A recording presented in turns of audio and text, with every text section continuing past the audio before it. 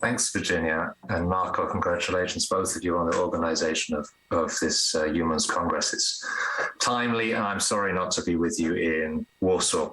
I want to make 3 points briefly about the war in Ukraine.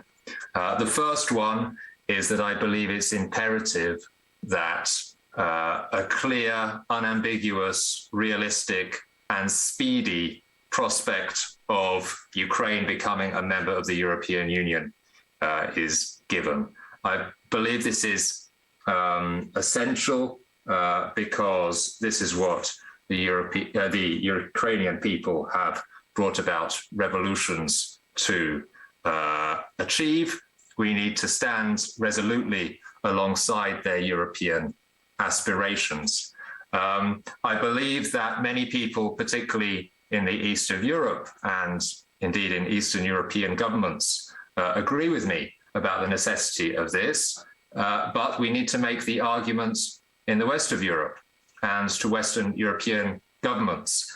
And to those people, I would say that if the Ukraine survives as a country after this war, it will require enormous European Union support to be rebuilt.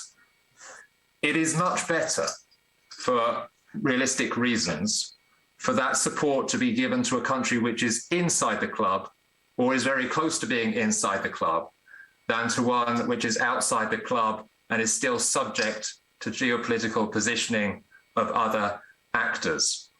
Furthermore, if we have doubts, and some governments pretend that this is the reason to delay accession of Ukraine, if we have doubts about fundamental rights or the respect of the rule of law or other provisions as part of the Copenhagen criteria, if we really believe that the Ukrainian people deserve to live in a country which has the rule of law, in which rights are guaranteed, then it is far more likely to achieve that if Ukraine is inside the European Union than leaving it for too long outside of the European Union. So I believe it's imperative that we make these arguments. And it's not just a symbolic question, is what I'm saying. The symbol is super important these days, but it's also a very real geopolitical question and a strategic question. It is much better for the European Union's future for Ukraine to be inside as speedily as possible. And that does nothing to take away from the urgency of addressing rule of law questions inside the European Union. Quite the opposite. What it means to be a member of the European Union is to have a country in which the rule of law is respected, in which fundamental rights are guaranteed, in which there is gender equality, in which there should not be racism. Achieving that in Ukraine and achieving that in other countries in the Union should go absolutely together. These two things are not in any tension with one another.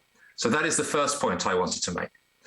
The second point is that we are going to have to get used to, we have already been getting used to these last weeks, the significant militarization of the European Union and of our countries.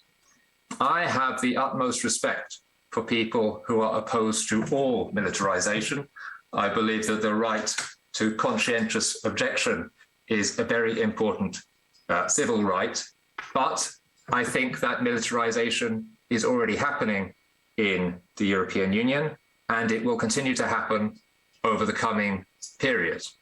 What we can do is to try to have an influence over how that massive military spending is invested, in what kind of military the European Union and European countries develops. I believe that the democratization of decisions around military spending and foreign policy is therefore extremely important to orientate the European military capacity towards human security, towards civilian protection, towards the protection of human rights, and not towards anything which is aggressive or is further advancing the interests of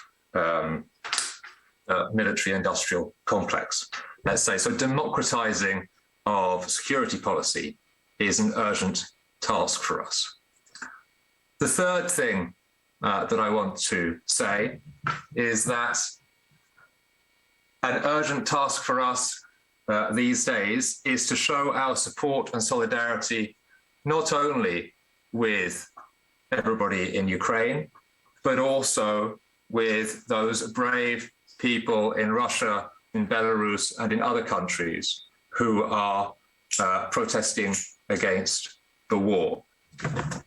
I believe that civil society cooperation across the lines of conflict between people in Russia, people in Ukraine, people in wider Europe is going to be essential not only in achieving the end to hostilities, but even more essential in setting the stage for peaceful relations which follow.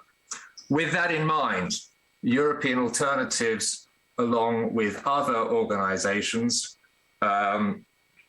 is launching a rolling series of citizens' assemblies, including people from Russia, the Helsinki committees in Russia, including people from Ukraine, including all of those representatives, members of civil society, individual citizens who want to build solidarity and find common solutions across these conflict lines. We're launching that at the end of March, and I will be very happy if Eumans and its members take their full part. Those are the 3 points I wanted to make. Thank you so much for the opportunity.